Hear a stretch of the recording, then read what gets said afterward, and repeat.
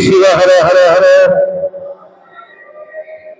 व्यागर्थ संपृत्त व्यागर्थ प्रतिपत्ते जगत्पितर वंदे पार्वती परमेश्वर ठिकाणवंदनीय प्रातस्मरणीय पूज्य गुरुवार्यांचं स्मरण करून तुम्हा सर्वांचा साक्षी स्वरूप शिवाचं स्मरण करून वेळाच्या अभावी जास्त न बोलता अण्णा बसवांना एक छोटासा वचन सांगितलेलं आहे. कागेवन बगुळ कंडरे ಕೂಗಿ ಕರೆಯದೆ ತನ್ನ ಕುಲವನ್ನೆಲ್ಲ ಕೋಳಿ ಒಂದು ಗುಟುಕು ಕಂಡರೆ ಕೂಗಿ ಕರೆಯದೆ ತನ್ನ ಕುಲವನ್ನೆಲ್ಲ ಶಿವಭಕ್ತನಾಗಿ ಭಕ್ತಿ ಪಕ್ಷವಿಲ್ಲದಿದ್ದರೆ ಆ ಕಾಗೆ ಕೋಳಿಗಳಿಗಿಂತ ಕರಕಷ್ಟ ನೋಡು ಕೂಡಲ संगम देवा असं म्हटलंय. तुमच्या लक्षात आलं का? अण्णा बसवांना इतकं सुंदर हे वचन सांगून आपल्याला मार्गदर्शन केलेले आहे. ज्यावेळे कावळा थोडासाही कण पडल्यानंतर एक कावळा कधीच खात नाही म्हणे, पहिले हाक मारते. कुठलेही वचन अण्णा बसवांना तुम्ही पहा, प्रकृतीमध्ये जे जे त्यांनी पाहिलेले आहेत सर्व वचन करून त्यांनी ठेवलेले. त्याप्रमाणे कावळा काव काव म्हणून सगळ्यांना बोलून नंतर खाली उतरतो. 7-8 कावळा मिळून त्यावेळी ते अन्नप्राशन करतात. त्याप्रमाणे कोंबडेही सुद्धा छोटे छोटे सगळ्या त्याच्या पिल्ल्याला घेऊन त्याच्यामध्ये अनेक अंडा ठेवलं तरी सुद्धा सगळं पिल्ली तयार करतात. ती मोराचे बी सुद्धा मोराचे पिल्ली तयार करतात.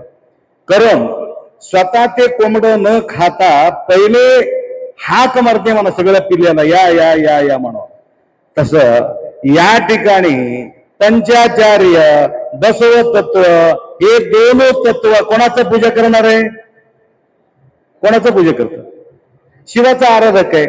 अण्णा बसवांना काय म्हणतात? ज्या वेळी त्या कोंबड्या सगळ्याला बोलून घेऊन खाते, कावळा सगळ्यांना बोलून खाते, शिवभक्त होऊन शिवभक्तामध्ये फूट काढणारा या मूर्ख लोकांना काय म्हणावं असं म्हणून त्यांनी म्हणते. त्याकरता स्थापना कोण केले, प्रचिका कोण केले ह्याच्या भानगडीमध्ये न पडता सर्वांचा जो विचार आहे, आज जो काळ 100 वर्षाच्या नंतर आम्हाला सुद्धा माहिती नव्हतं की वीरशैव लिहिलं तर काय होते, लिंगायत लिहिलं तर काय होते, हिंदू लिहिलं तर काय होते, याच्याबद्दल आम्हाला खबरच नव्हतं. आजच मला कळाले की सरांकडून. आम्ही तिकडे वळून पाहिलेच नाही. म्हणून पूर्वी आपण काय करतो, फायद्यासाठी लिहित होतो, जात वगैरे फायद्यासाठी लिहित होतो.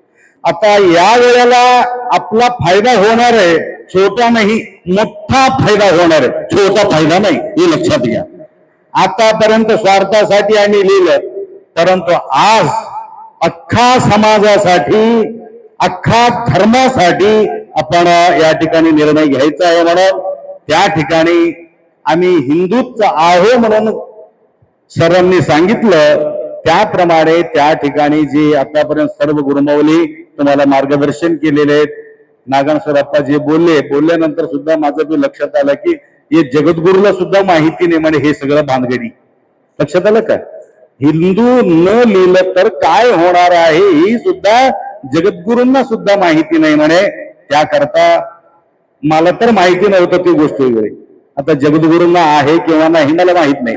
परंतु या ठिकाणी वीरशैव लिंगायत कोळी, वीरशैव लिंगायत माळी, वीरशैव लिंगायत तेली काही लिहिलं तर चालते, परंतु त्याच्यामध्ये हिंदू मात्र लिहायचं नाही म्हणे.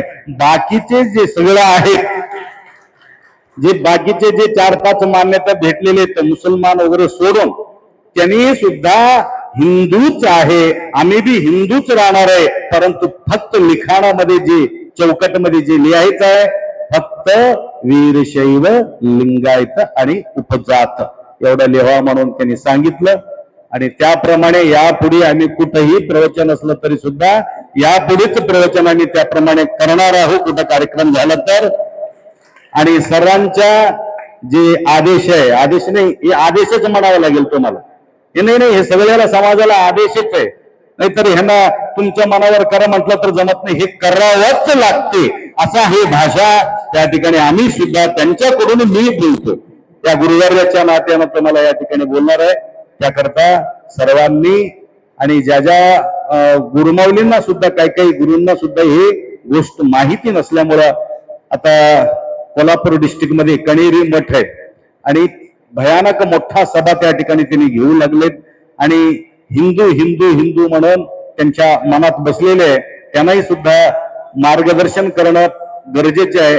सर्वांना मी ऍड्रेस वगैरे देतो आणि संपर्क साधावा आणि माऊली सुद्धा त्यांच्या सानिध्यात राहणारे आहेत आणि त्यांना हे सांगितल्यानंतर बरेचसे परिवर्तन अख्खा महाराष्ट्रामध्ये होणार आहे एवढा मी अपेक्षा बाळगतो आणि सर्वांनी या ठिकाणी सर्वांना बोलावून घेऊन सर्व गुरुमाऊलीचा सत्कार करून फार सुंदर अशा या ठिकाणी तळमळीनं त्यांनी सेवा केलेली आहे.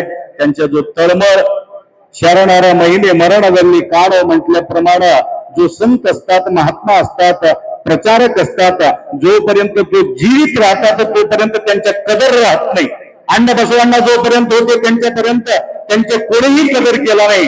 बसवांना ज्यावेळेस निघून गेले त्यावेळेस सगळ्याच घरी पूजा पाठ जप तप चालू झाले. त्याप्रमाणे जोपर्यंत धोंडेकर आहे तोपर्यंत त्यांचं कोणीही कदर करत नाही आणि आज तुम्ही लक्षात घ्या आमच्या समाजासाठी एवढं त्यांनी तळमळ करत आहे. आम्ही थोडा लक्षपूर्वक या ठिकाणी लक्ष दिल्यानंतर आणि येणाऱ्या जो काळामध्ये 100 वर्ष होती किती वर्ष आम्हाला माहित नाही परंतु येणारा काळ आमचं भविष्य उज्ज्वल होईल एवढा अपेक्षा व्यक्त करतो आणि 2 शब्द या ठिकाणी विराम करतो.